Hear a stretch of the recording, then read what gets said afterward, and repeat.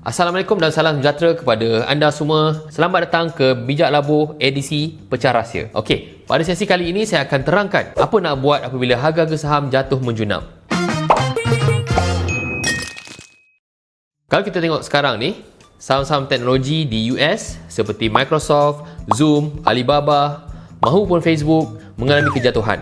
Jangan panik, kerana apa yang berlaku sekarang adalah kesan daripada kenaikan harga 10 tahun Treasury Bond di US. Harga bond tersebut telah meningkat daripada 1.13% kepada 1.61%.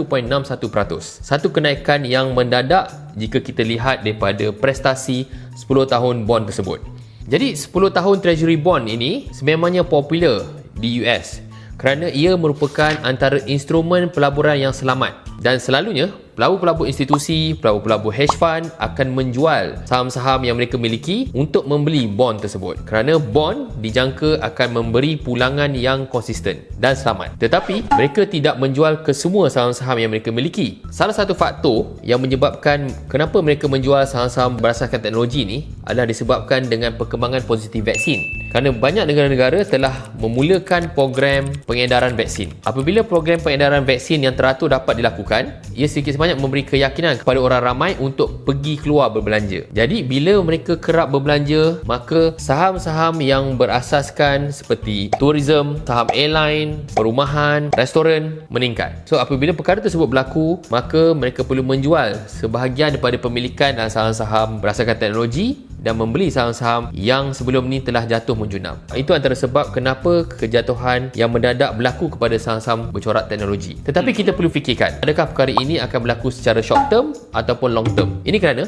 sebagai pelabur, kita perlu melihat untuk jangka masa 5 tahun hingga 10 tahun akan datang. Apa yang akan berlaku dalam dunia perniagaan pada waktu tersebut? Kita dapati banyak syarikat-syarikat yang jatuh sekarang, itu merupakan satu peluang kepada value investor. Kerana pada waktu tersebutlah waktu mega sale untuk saham-saham bercorak teknologi ni. Jadi untuk value investor, waktu inilah patutnya waktu kita pergi shopping untuk beli saham-saham yang berkualiti, yang mempunyai potensi, yang mempunyai prestasi yang mantap dari segi kewangan mereka, sebagai satu peluang yang besar untuk beli pada kadar under value. Jadi apabila harga saham jatuh menjunam, perkara pertama kita perlu cek saham-saham yang kita boleh lihat dari sudut model perniagaan mereka, lihat daripada sudut pengurusan, lihat daripada sudut prestasi kewangan. Apabila kita dah melihat kepada tiga perkara ni, barulah kita fokuskan untuk masuk ke dalam watchlist kita ataupun senarai pantau. Jadi setelah kita dah ada senarai dalam watchlist kita, perkara seterusnya barulah kita kena membandingkan harga saham dengan nilai perniagaan syarikat. Ini dapat dilakukan dengan membuat kiraan intrinsic value terhadap setiap syarikat-syarikat yang jatuh menjunam tersebut. Setelah kita membuat perbandingan tersebut, barulah kita tahu saham mana yang kita patut beli. Jadi setelah kita kenal pasti saham-saham yang under value tersebut, kemudian barulah sediakan duit untuk labur dalam syarikat-syarikat tersebut.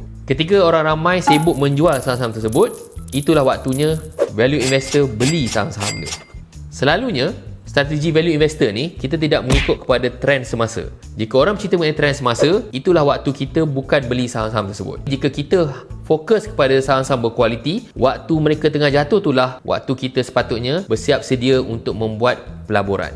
Andai kata anda dah beli saham-saham tersebut dan kemudian harga saham tu jatuh lagi, jangan panik. Yang penting kat sini, relax. Sebab anda telah pun kenal pasti syarikat-syarikat yang mantap sebelum anda beli saham dia. Jadi kat sini, gunakanlah peluang tersebut. Bila harga saham jatuh, buat pembelian yang seterusnya. Dan kemudian kita hanya perlu bersabar dan menunggu apabila harga sahamnya meningkat kembali. Setiap syarikat yang mantap, apabila harganya jatuh dan jatuh dan jatuh lagi, pasti akan naik kembali. Manakala syarikat yang lemah, apabila mereka jatuh dan jatuh dan jatuh lagi, sukar untuk dia nak naik kembali. Seeloknya, lakukan proses kenal pasti syarikat yang mantap. Proses tersebutlah yang sepatutnya ditekankan. Jadi, setelah mendengar penerangan saya, patutkah anda panik? Patutkah anda buat pembelian lagi? Atau patutkah anda menjual saham tersebut untuk cut loss?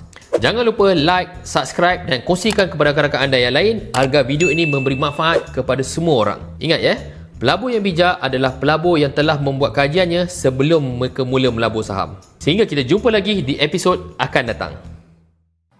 Topik ini banyak ditanya-tanya oleh pelabur, iaitu saham US. Jadi saya akan kongsikan 5 perkara yang anda perlu tahu tentang saham US.